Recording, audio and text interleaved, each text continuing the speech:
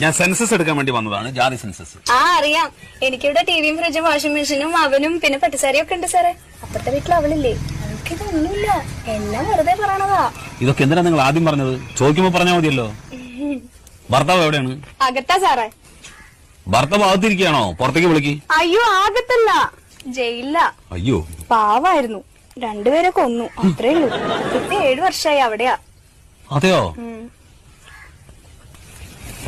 ഈ വീട്ടില് നിങ്ങൾ ഒറ്റയ്ക്കാ താമസം?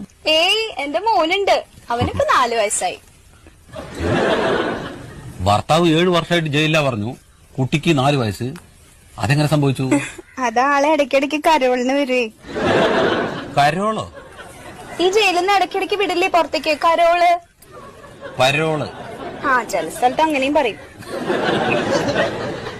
ശരി, പേര്? വത്സല.